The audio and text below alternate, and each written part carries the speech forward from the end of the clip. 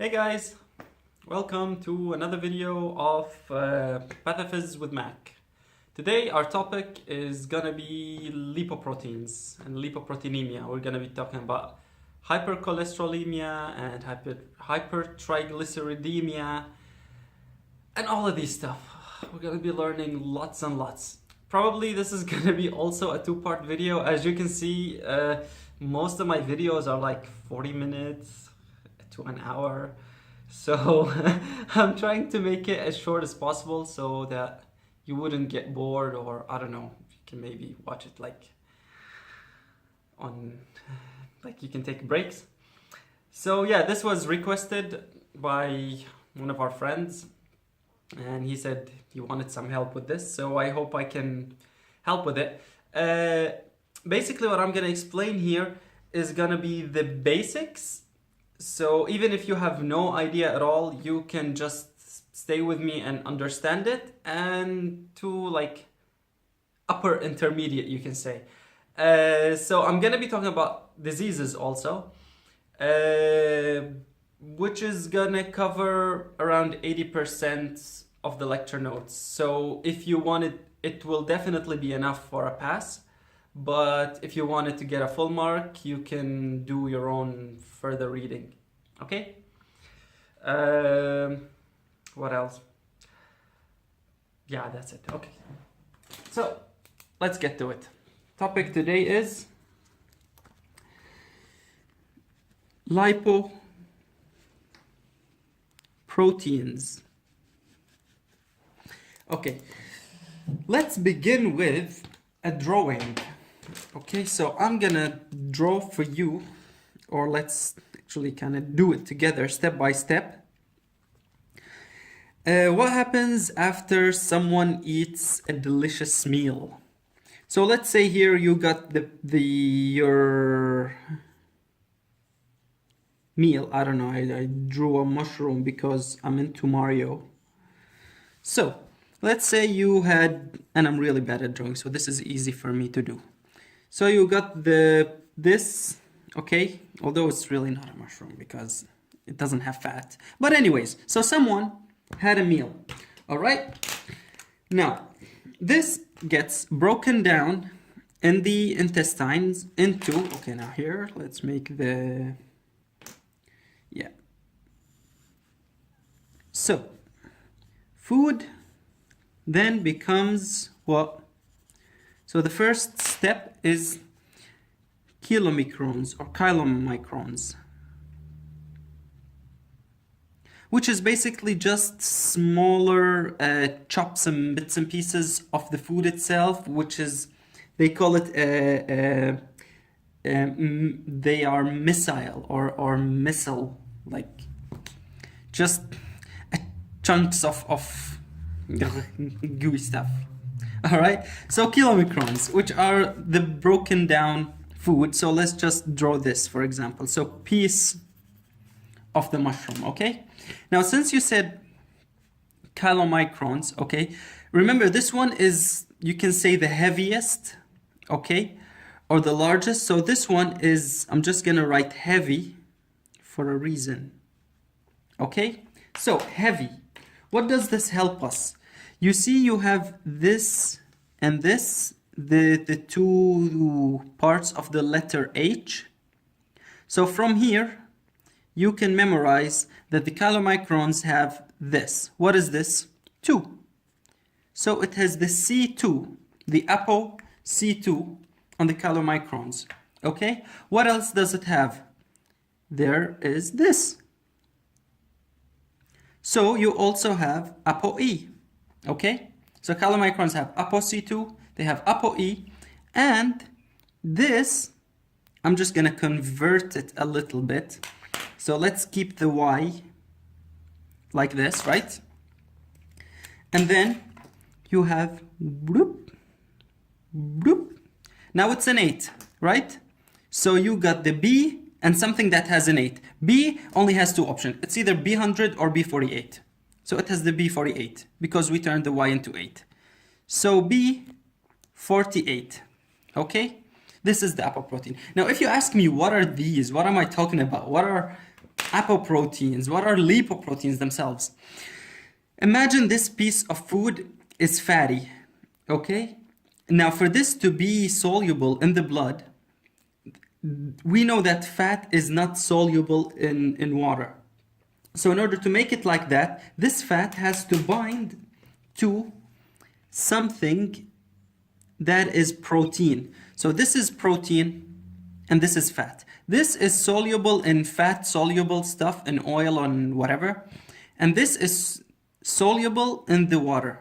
So now this complex, all in all, can be soluble in water or in fat.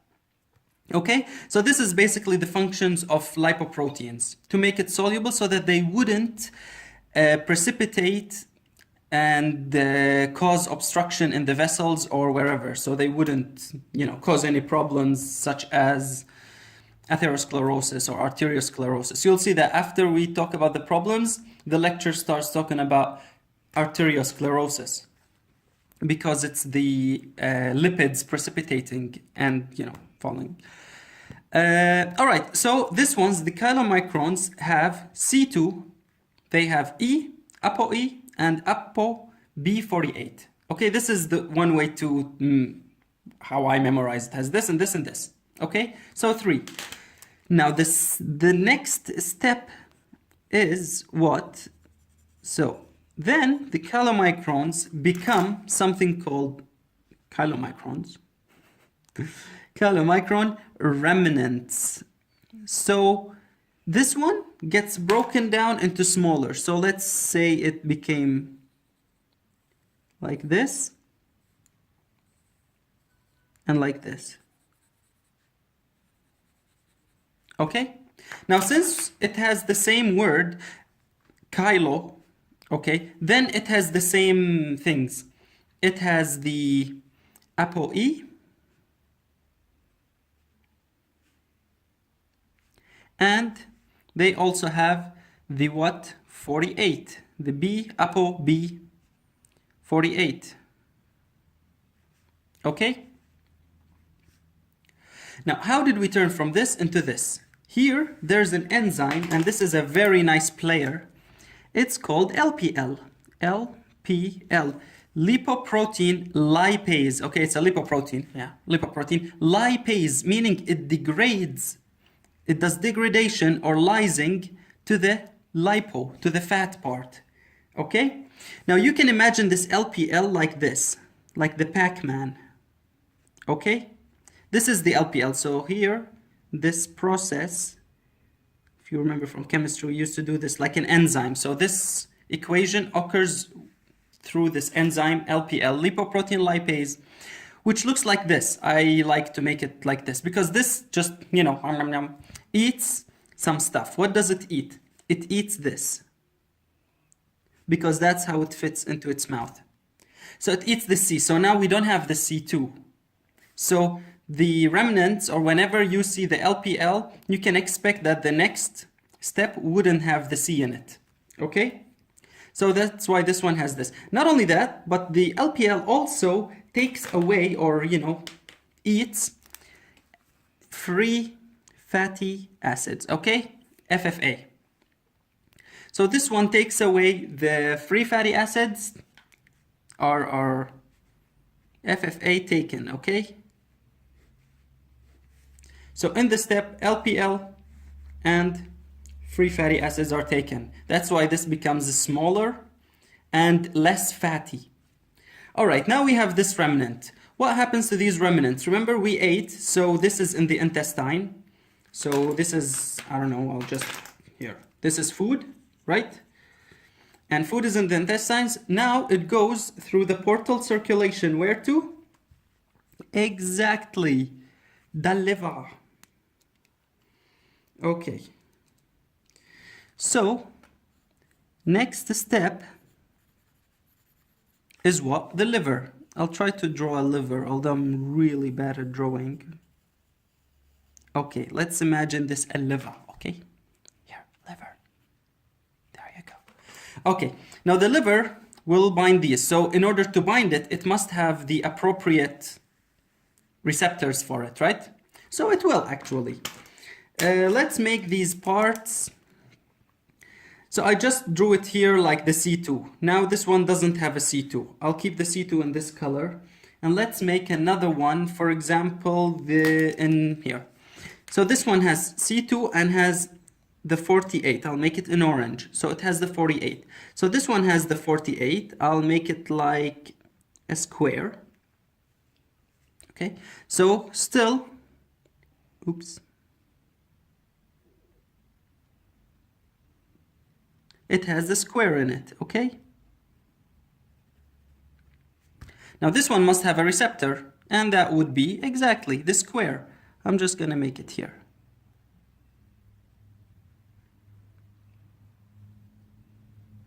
Okay, so here binds the square, and this is the B48 receptor. Now the fat, or these compounds are in the liver. What does the liver do? Well, the liver will take some cholesterol from it, okay, will take more and more, and it will make it into the thing that we call, so this is now here, let's go another step, here. So the next molecule is the VLDL. So very low density lipoprotein. And whenever you write LDL, VLDL, IDL, HDL, you can always write like a C with it. That's its name, like cholesterol or something, okay? But just to make it easy, I'm not gonna put the C. But whenever you think of it or you wanna write the name, just write VLDL, C, okay? Consider it its full name. So now we have VLDL. How do we know what apoproteins are there on the VLDL? Simple. Whenever you see the L and the L, okay, it will give you two ideas. Okay, so the first one for these, you got one L and one L. So you got one L and one L. All right, there you go. The C2 again. Okay, so this one, because it has an L and an L, 1 and 1. Or if you don't like the 1 and 1, you can make it a 0 and a 0. So it has also the B100. By the way, whenever you see LDL, so if it's VLDL or if it's IDL or if it's just LDL, all of them will have the B100 because there's an L and an L. Always the 100 is going to be there. Okay, and in addition to these, we still have the Apo-E. Okay, this one is still there. So we have the 2 and the 100 and the E, Apo-E. What happens with this VLDL? And now this one,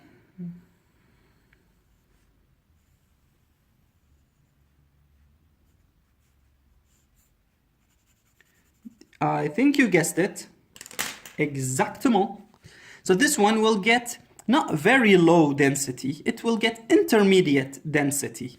Okay, so now it becomes IDL. How or what happened to it? It lost something. Here comes this nice player again, LPL, all right? So this occurs with the LPL, remember? What did it eat away? The C. So now the IDL doesn't have the C, but it has these two in it. So I'll just draw them for you again. So the IDL has Apo-E, and it has the Apo-B100. Okay, easy so far, hopefully. Don't forget, this eats away from the lipo, okay? Meaning that when you saw this chylomicron was a big molecule, then it got smaller. Now this VLDL, you can imagine it as, let's say it's this component, okay? Here, I'll make it like this, okay, here. Now this has proteins in it. Let's make the protein in black, for example. So this one has proteins in it. I'll make it into circles. So this is a protein, protein. Let's say it has 3 proteins in it. And it has so much fat. Okay, so much fat. So the fat is, let's say, 1,000,000 and 3 proteins. What happens here, you also take away the free fatty acids. So now the ratio in the IDL will be a bit smaller with still 3 proteins. So this one has more of a protein ratio to fat than this one. This is more fatty, this is more proteiny, you can call it. What does it make what happens if it's more proteiny? Then it's denser, okay? It's heavier actually, because proteins are heavier than fat. All right? But it's not larger. All right, that's why this one is low density. This one is very low density. And we will see when you reach the high density, it's really dense. It's very compact. It's all protein. It's all the good stuff. Or not, I don't know. But yeah, HDL is the good stuff. All right, now we reached IDL, the intermediate. Now this IDL has 2 pathways, let's say, or has 2 options. So one will go here into the normal one that you would expect. Okay, so IDL becomes LDL. And this is the one that we all know, even non-medical personnel people, they know, oh, LDL is the bad one, LDL. So this LDL now, what does it have? It has the Apo-B 100. I told you, whenever you say LDL, DL, that's it, 100. So this one still has the 100. So this one has the B100 on it, okay? Let's try to make, so here we made it like this. I will make this one, maybe I should make this one a bit bigger. Okay, like this. Okay, smaller, and this one is even smaller and still has these. But now I just want to draw for you the B100. Let's imagine the B100 is as this, okay? This is a B100, the Apo protein. It's an Apo, meaning on top. So it's a protein on top of the fat. And here, and here, make it like an umbrella, So we said IDL has B100 and LDL has 100.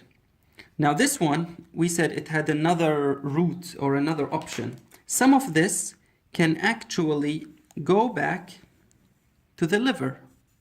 So in order for it to bind, we must have the appropriate receptor. Okay? And that is the B100 receptor. Okay? So this one takes in, and this also can go back. Can bind.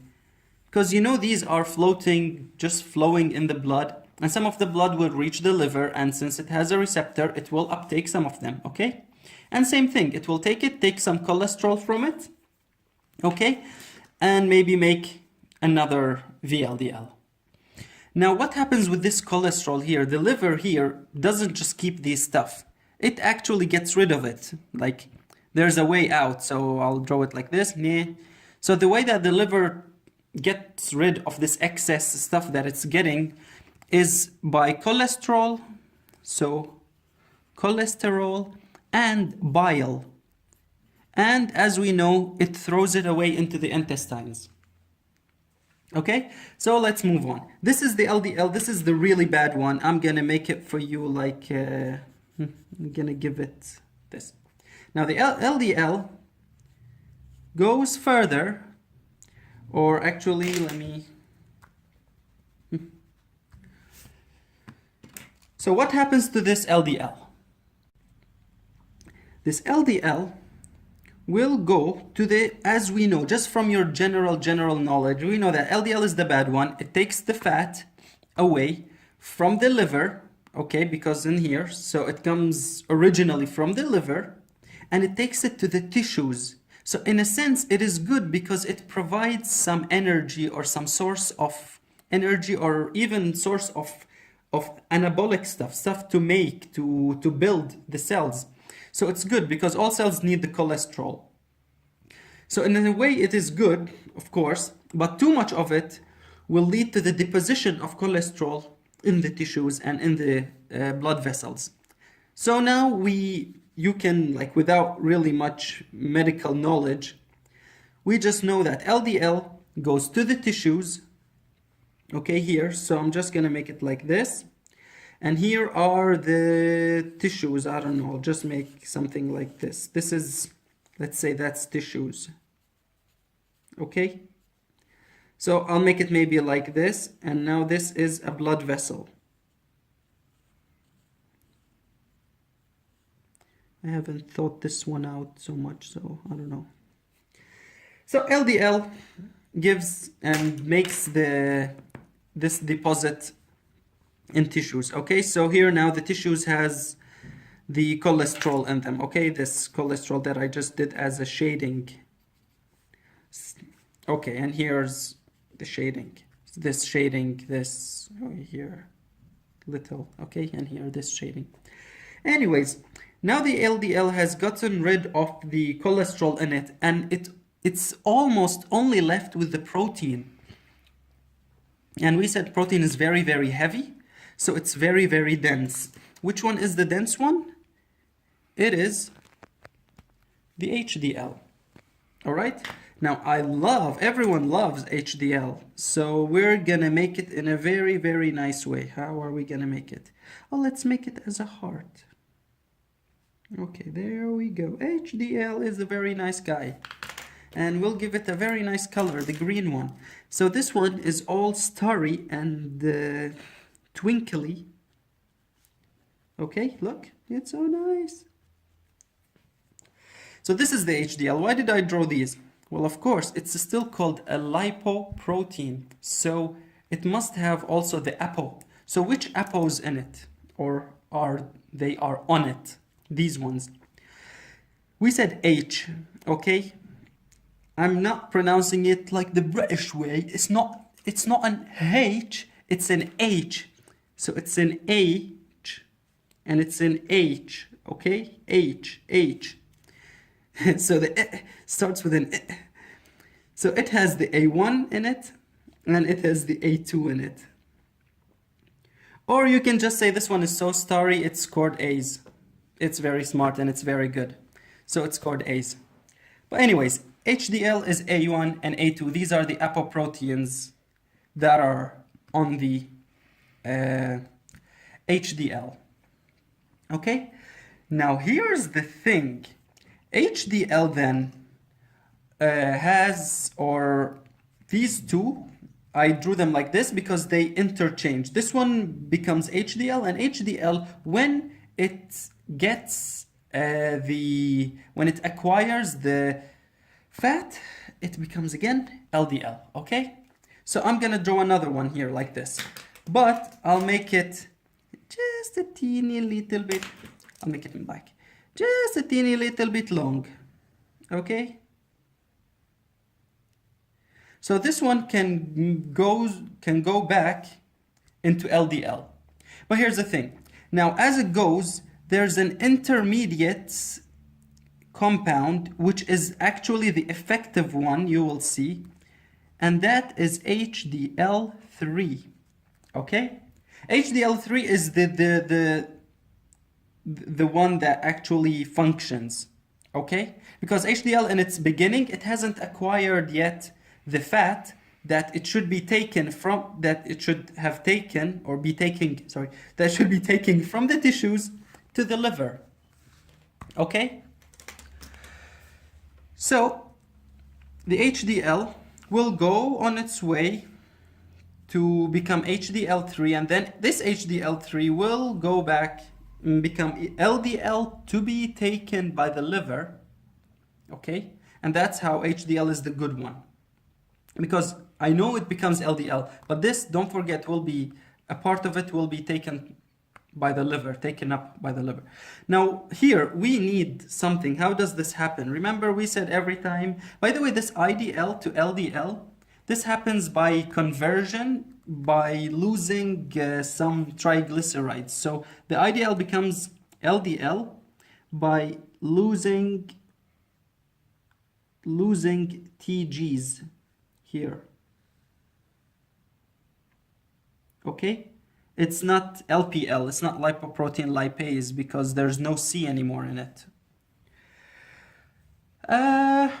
All right, so, and of course, by the way, if you're saying that tissues will get something from the LDL, then that means the tissues must have a receptor. So the tissues, just by the way, FYI, they do have the receptor of the B100.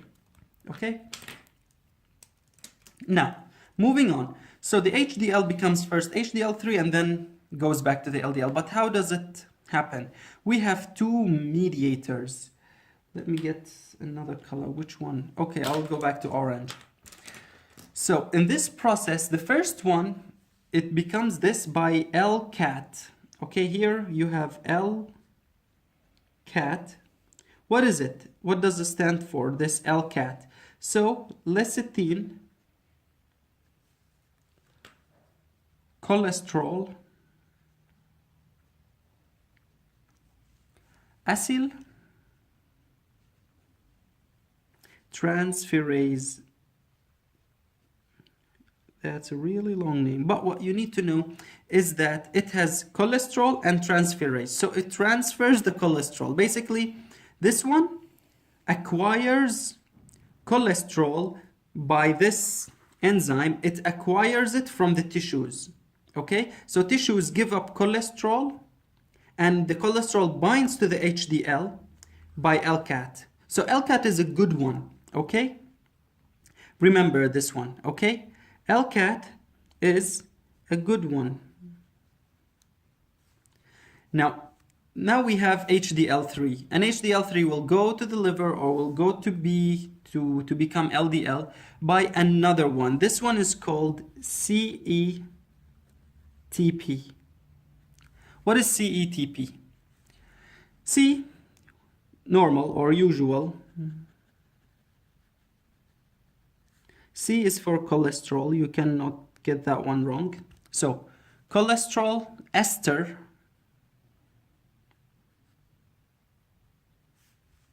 transferring protein. Transferring protein. So, if you can remember from chemistry, transferase is the one that brings on top of the compound itself. Okay?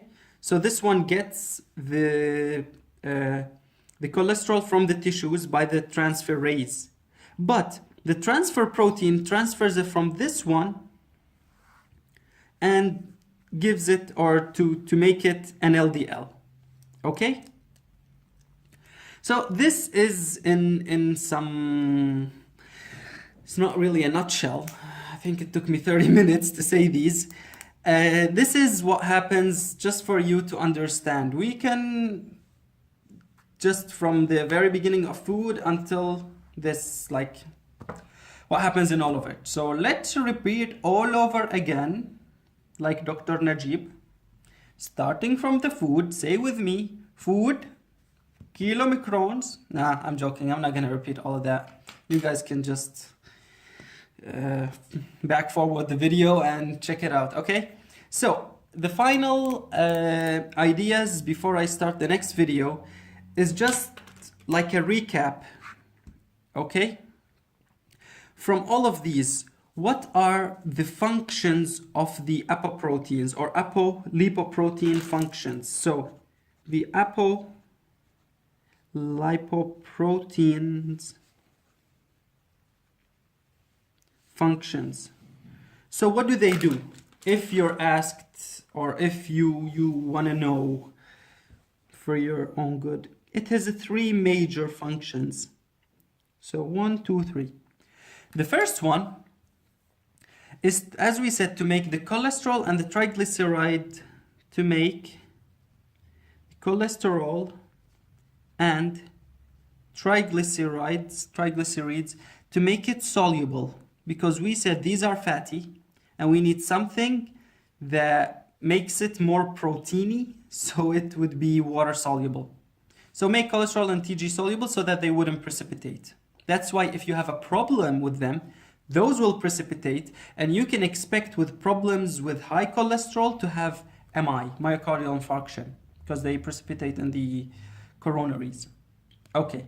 Second is they can be an enzyme cofactor. For example, how would this LCAT work, or how would it know which compounds, which molecules to act upon? Of course, it knows which one the enzyme can act by knowing the stars, for example, in this case, the A1 and A2, okay? Or this one, how would the liver know what to do with which compounds? By the B100, okay? So they act as enzyme cofactor. Or, for example, another one that's very, very important is for the LPL to know which ones to take a bite of. Or, as we said, the LCAT or CETP. Okay? So, these two. And as we said, in this case, the LCAT is the Apo-A1 and Apo-A2. All right? These are the examples.